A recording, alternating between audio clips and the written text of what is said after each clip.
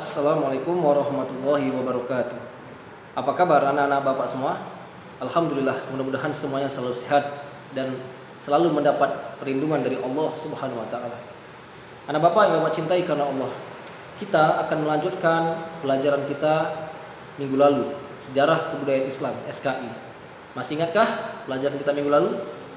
Ya, sudah sampai di dakwah sembunyi-sembunyi. Setelah Rasul Sallallahu Alaihi Wasallam mendapat wahyu pertama, kemudian turun juga wahyu selanjutnya untuk menyampaikan dakwah. Nah, itulah fase awal dakwah sembunyi-sembunyi yang dilakukan dari rumah ke rumah, dan rumah Arqam bin Abil Arqam menjadi markas untuk berdakwah.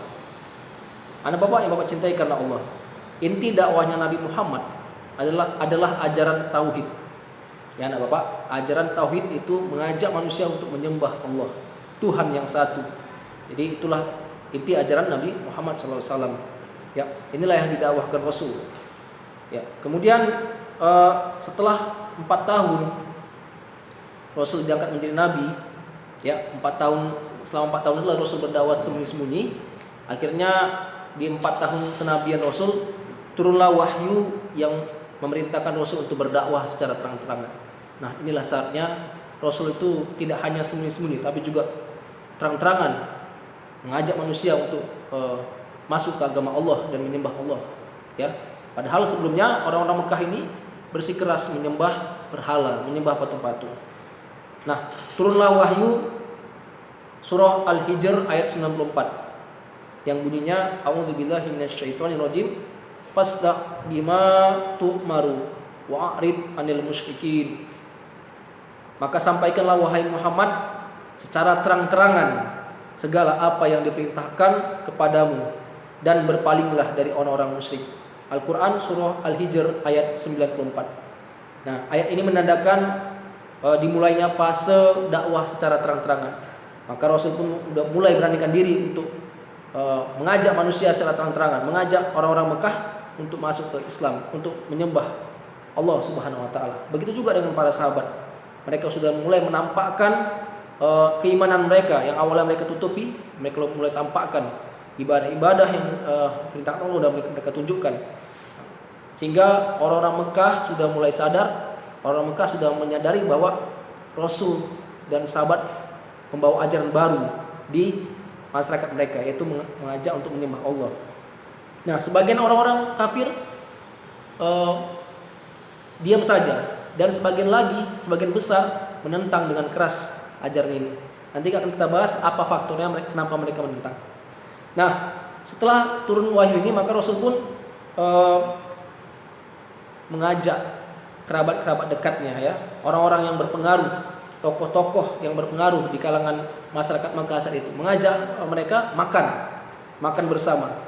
Ya, ketika mereka makan bersama, nah disitulah Rasul menjelaskan tentang ajaran Islam ini, tentang bahwa beliau mendapat wahyu mengajak manusia untuk pada jalan yang benar, yaitu menyembah Allah dan meninggalkan segala keburukan-keburukan, kebiasaan-kebiasaan yang enggak baik yang dilakukan selama di Mekah. Nah, apa tanggapan orang-orang tokoh-tokoh pembesar orang-orang kafir Mekah saat itu? Sebagian besar dari mereka menentang dengan keras. Termasuk salah satunya adalah paman Nabi sendiri, yaitu Abu Jahal. Paman Nabi sendiri menentang dengan keras, bahkan ingin menghentikan dakwah Nabi Muhammad SAW. Nah, ini menjadi tantangan besar bagi Nabi dan para sahabat. Hingga nanti ketika dakwah terang-terangan ini banyak sekali cobaan-cobaan yang diterima oleh sahabat dan Nabi Muhammad. Mulai dari siksaan-siksaan, diejek, dicemooh, ya, dizolimi, sampai ada yang dibunuh oleh orang kafir agar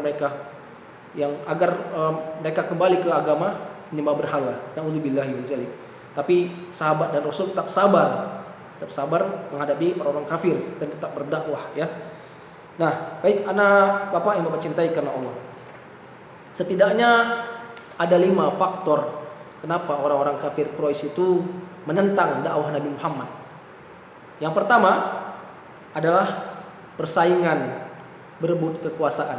Nah, jadi orang-orang kafir Quraisy ini merasa ini persaingan kekuasaan. Jadi kan di Mekah itu banyak suku-suku, ya anak Bapak. Suku-suku, ada suku Quraisy, ada suku Bani Hasyim dan suku-suku lainnya. Nah, orang Quraisy menganggap jika mereka mengakui ajaran Muhammad dan tunduk pada Nabi Muhammad, sama dengan mereka mengakui kekuasaan Bani Hashim. Nah, mereka nggak terima. Jadi mereka menganggap ini persaingan kekuasaan, padahal tidak. Ini merupakan tentang agama yang murni, yaitu Islam, tentang menyembah Allah, Tuhan yang satu. Kemudian yang kedua, apa yang faktor yang buat mereka menentang, yaitu hilangnya kasta. Mereka menganggap dengan ada ajaran baru ini hilang kasta, karena ajaran Islam itu mengajarkan tentang persamaan. Sementara orang-orang kafir Mekah sejak dulu mereka hidup berkasta-kasta, yang miskin, yang kaya, yang rendah, ya ada yang suku yang rendah direndahkan, ada yang tinggi ditinggikan. Tapi Islam mengajarkan semua manusia sama di mata Allah, yang membedakan hanya ketakwaan kepada Allah. Jadi mereka nggak terima dengan hal itu. Ya, orang-orang kafir Quraisy tidak terima dengan hal itu. Kemudian yang ketiga, ya, apa faktor yang membuat orang kafir menentang dakwah Nabi Muhammad adalah mereka takut, mereka nggak percaya dengan hari kiamat. Ya, mereka mengingkari hari kiamat, tidak percaya sama hari kiamat. Padahal Rasulullah sering menjelaskan, turun banyak ayat menjelaskan tentang hari kiamat. Akan ada hari di mana setiap perbuatan manusia akan dibalas, kejahatan akan dibalas, kebaikan pun akan dibalas. Nah, tapi orang-orang kafir nggak percaya, mengingkari hari kiamat ini. Kemudian yang keempat, anak bapak, faktor yang keempat adalah hilangnya perdagangan patung. Ini yang sangat ditakutkan oleh orang-orang kafir. Kenapa? Karena orang kafir itu menyembah berhala, menyembah patung, sehingga mereka juga memproduksi patung dan menjualnya. Nah, jika seandainya ajaran Rasul ini berkembang, nah maka patung-patung akan dihancurkan. Ini menjadi masalah bagi orang kafir. Kemudian yang kelima, faktor yang membuat mereka menentang dakwah Nabi Muhammad yang paling keras, yang paling luar biasa adalah yang kelima ini, yaitu karena mereka berpegang teguh sama agama nenek moyang mereka. Apa itu? Menyembah berhala. Ya, mereka terlalu keras memegang ajaran ini. Mereka nggak mau menyembah yang lain kecuali menyembah berhala. Na'udzubillahi min dzalik. Perbuatan yang sangat buruk.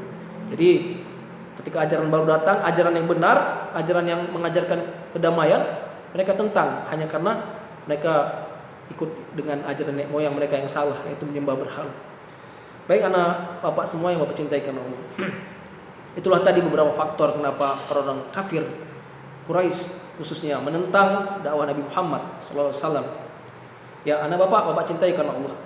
Jadi setelah dakwah terang-terangan ini, banyak sekali kejadian-kejadian luar biasa yang dialami oleh Rasulullah dan para sahabat. Penyiksaan demi penyiksaan terjadi untuk membela agama Allah. Ya, mungkin anak bapak pernah dengar kisah para sahabat, ada Bilal bin Rabah, ya, ada Ammar bin Yasir dan sahabat-sahabat lain yang luar biasa mempertahankan keimanannya sehingga mereka disiksa oleh orang-orang kafir Quraisy. Nah, nanti di pertemuan selanjutnya kita akan bahas, ya, siapa-siapa saja orang-orang yang menentang dengan keras dakwah Nabi Muhammad, ya, dan sahabat-sahabat yang luar biasa mempertahankan keimanannya, ya. Baik anak bapak semua, sampai sini pertemuan kita untuk dakwah terang-terangan ini. Jika ada pertanyaan boleh bertanya di kolom komentar. Sampai di sini. Assalamualaikum warahmatullahi wabarakatuh.